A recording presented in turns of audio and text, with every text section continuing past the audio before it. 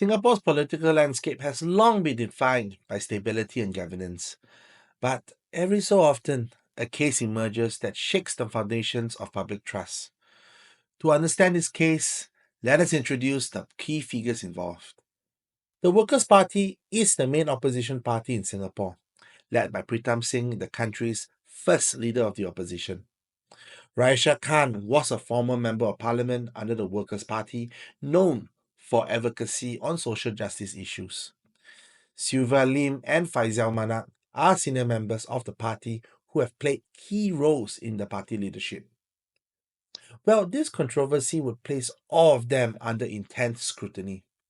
Today, we revisit one such case, one that involves the Workers' Party, former Member of Parliament Raeesah Khan, and the leader of the opposition, Pritam Singh. So, my friends, what really happened? How did the courts rule? And what does this mean for Singapore's political future? This is Beyond the Red Dot. It all began on August 3rd, 2021, when then Member of Parliament Raeesah Khan stood in Parliament and made a statement about police treatment of sexual assault survivors. 3 years ago, I accompanied a 25-year-old survivor to make a police report against a rape that was committed against her. She came out crying. The police officer had allegedly made comments about her dressing and the fact that she was drinking. I was shocked when I heard this statement about the Singapore Police Force. This was a force that prided itself for its professionalism and was now drawn into the controversy as authorities sought to verify her claims. Over multiple parliamentary sessions, she maintained her falsehoods despite the mounting pressure. Minister of State Desmond Tan and Law and Home Affairs Minister K. Shanmugam repeatedly questioned her while the police attempted to identify the case she had referenced. As scrutiny intensified and inconsistencies in her account became apparent, she finally admitted on November 1st that she had fabricated the claim. During my speech, I had shared an anecdote of a survivor of sexual assault. I was not present with the survivor in the police station as I described. This admission marked a dramatic turning point in the case. Her admission set off a chain reaction. The Workers' Party leadership, Pritam Singh, Sylvia Lim, and Faisal Manak became embroiled in the controversy. Questions arose. Did they know about the falsehood earlier? Had they advised her to stay silent? The controversy led to a Committee of Privileges hearing, putting Singapore's opposition party under the spotlight like never before. The Committee of Privileges was convened to investigate the matter. Over several hearings, key figures from the Workers' Party testified. Like many Singaporeans, I was glued to the TV, furiously watching the Committee of Privileges hearings unfold. It wasn't just me. It was a national spectacle dominating discussions in workplaces, coffee shops, and online forums for weeks. Many revelations surfaced. Why Raeesah Khan lied. Before the October sitting, I had a conversation with a leader of the opposition, Pritam Singh, and the conversation was that if I were to retain the narrative, or if I were to continue the narrative, there would be no judgment. Yes, look, if I can be even the slightest bit charitable, she completely read the wrong thing that I had put to her. When I tell you to take responsibility, it means precisely that. How she was allegedly advised to maintain a falsehood and the extent of coordination within the party leadership.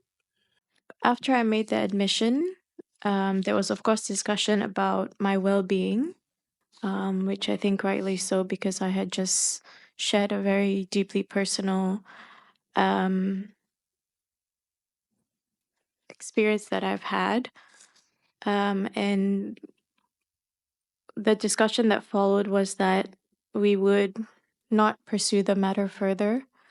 And like in my message, Mr. Singh used the words, "take it to the grave." Testimony suggested a level of collusion and internal management that raised concerns about political accountability. Further scrutiny emerged within the Workers' Party itself. Internal divisions became apparent when former members of the party's youth wing provided testimony before the Committee of Privileges, shedding light on internal disputes and disagreements over transparency.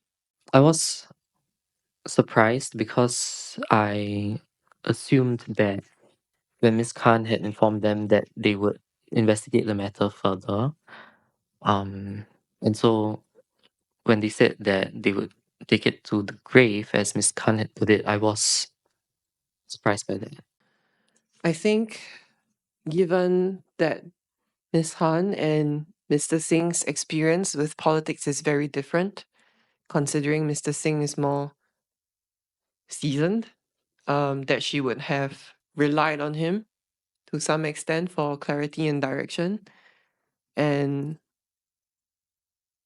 that because he said, "I will not judge you," might have given her the false sense that it was all right to not come clean. In addition, former cadre member Daniel Goh publicly questioned the party's leadership over their handling of the Raeesah Khan controversy through his personal social media posts. His remarks ultimately resulted in disciplinary actions from the party, highlighting internal tensions and contrasting perspectives on governance. Their statements suggested growing unease within the party ranks, fueling discussions on whether the leadership had lost credibility among its own members. The Committee of Privileges determined that Raeesah Khan had abused parliamentary privilege by repeatedly lying in Parliament, recommending a total fine of 35,000 Singapore dollars.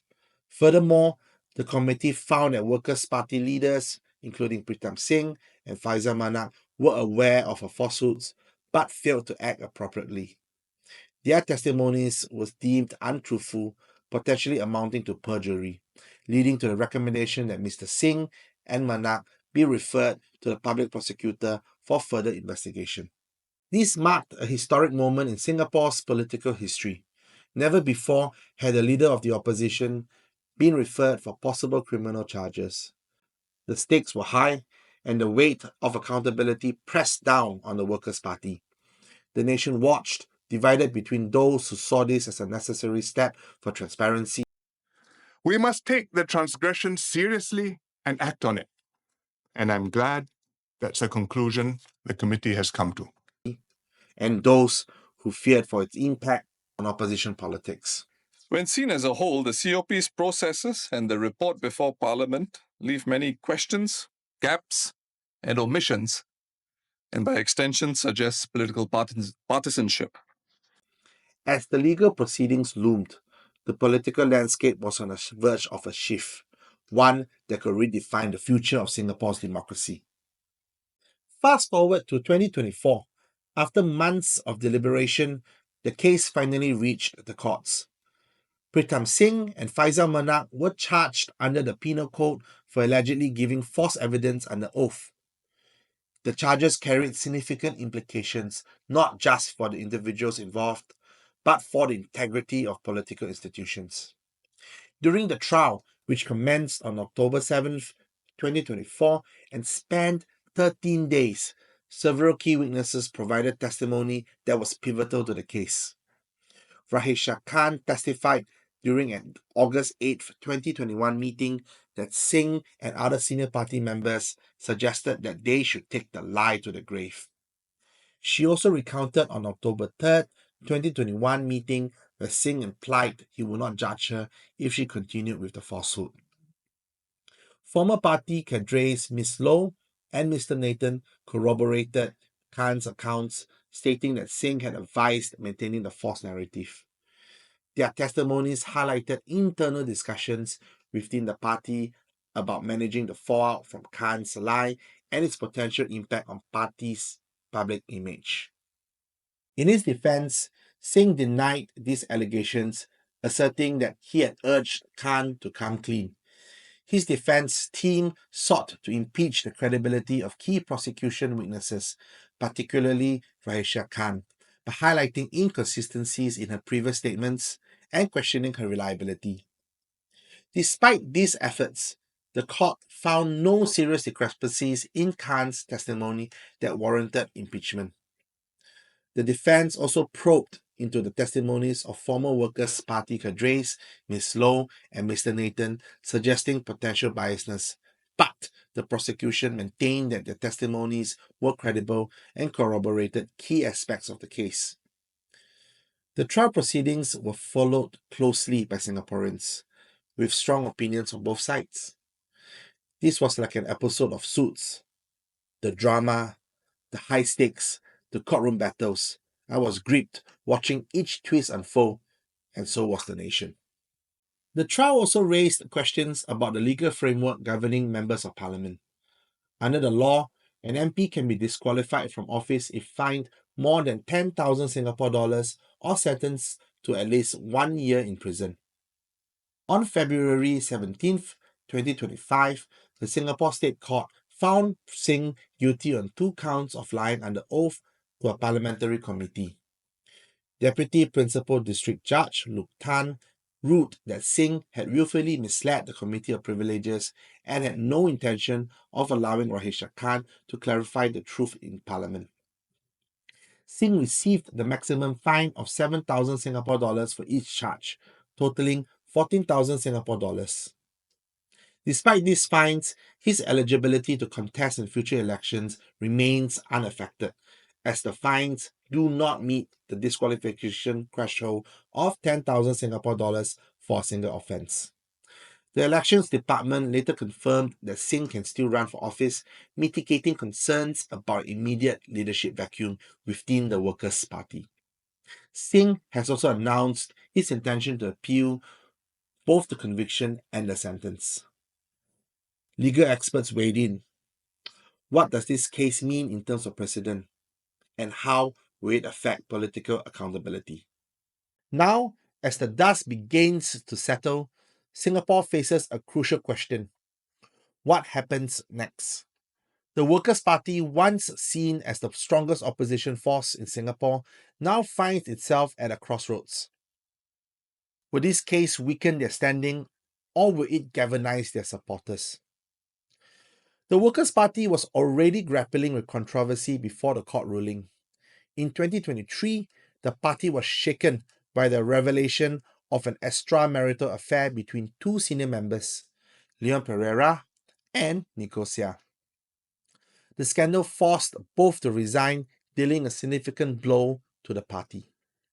With a string of issues, the Raeesah Khan controversy, the high-profile affair scandal, and now the court's guilty verdict against Pritam Singh, the Workers' Party finds itself at a precarious moment. The cumulative effect of these incidents has placed the party's leadership under intense scrutiny, leaving many to wonder if it can regain public trust or if these scandals have permanently damaged its standing. As they attempt to recover, the question remains: can the party rebuild trust and continue to serve as a formidable opposition, or are these controversies eroding their political standing? As Singaporeans, we must ask ourselves, what kind of political future do we want? Do we believe in second chances for political leaders, or do we demand unwavering integrity? The answers to these questions will shape Singapore's political landscape in the years to come.